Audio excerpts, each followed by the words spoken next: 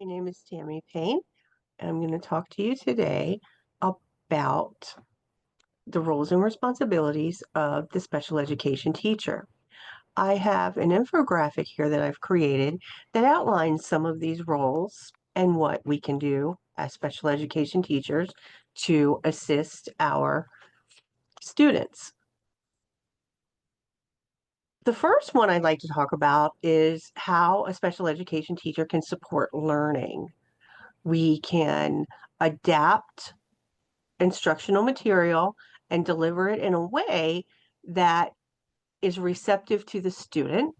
We can modifications, we can chunk long pieces of text, we can scaffold an assignment to do it step by step for them. We can also, one of our responsibilities is to conduct assessments to identify the students' needs, track their progress.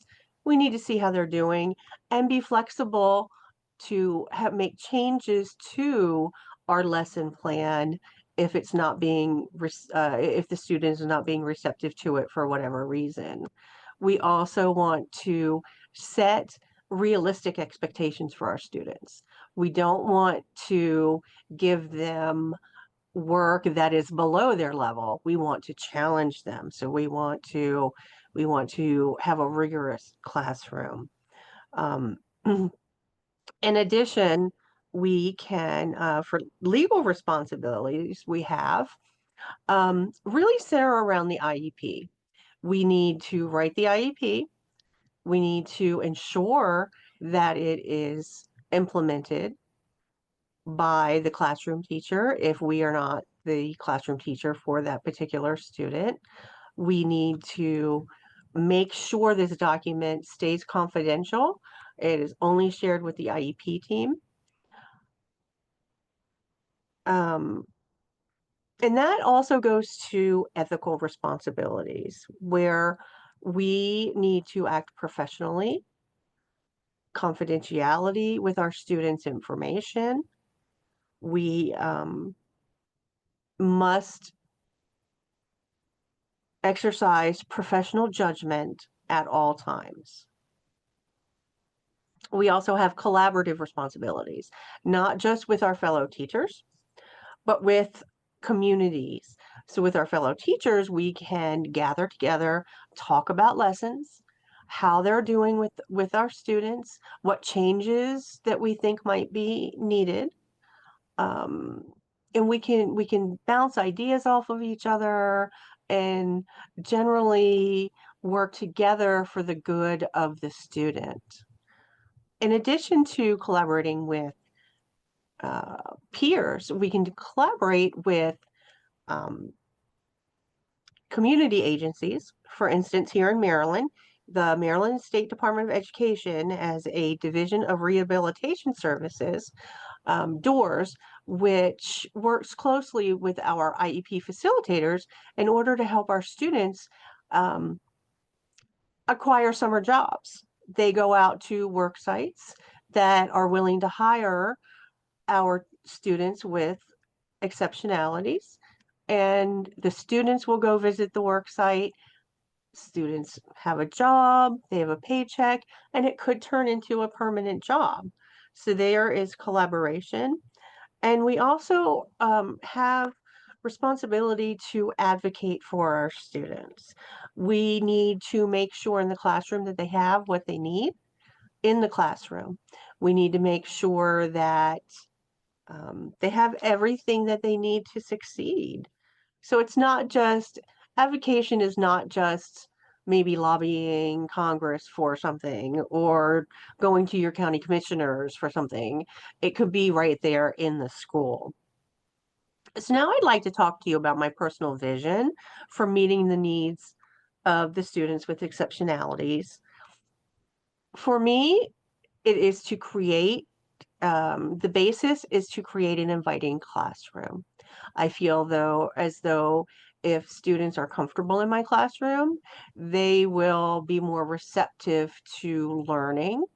But we don't want it so comfortable that they're not challenged. So we will have high expectations. And in addition to that, we must be role models for our students. Students emulate what they see. So we need to show them the ethical way of doing things, the responsible way of doing things, and always kind of be on and receptive to their ideas. Also, reflection. We reflect on a lesson after we're done with it to see how it was received by the students, to see how well they did, and to make any changes maybe for the next time we deliver the lesson.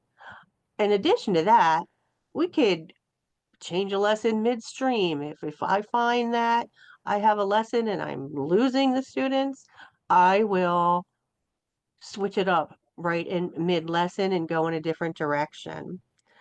So the ethical frameworks that I would like to talk about are to um, collaborate with others. We talked about and also the Council for Exceptional Children tells us that we must maintain challenging expectations for our students. And now I'd like to talk a little bit about the Christian worldview perspective.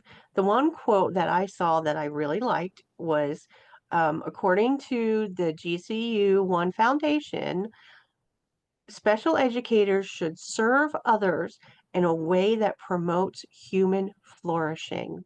I absolutely love that. We want all of our students to succeed. When we help them become their best being, when we see them flourish, we have succeeded. Now we'll come to how I will continue to deepen my understanding of the diverse learning needs of the students. I will continue to learn myself. I have completed my bachelor's. I am a certified teacher. I am now pursuing my master's. If I feel the calling after I achieve my master's, I may look into earning a doctorate degree. But even if I earn that doctorate, there is still learning to be done. In addition to professional development at the school level, we can further our education at the university level and then keep learning, keep taking classes. The world is ever changing. The world of special education is ever changing. And we, as special educators, need to keep learning to keep up with the changes and to do everything we can to help our special needs students. Thank you.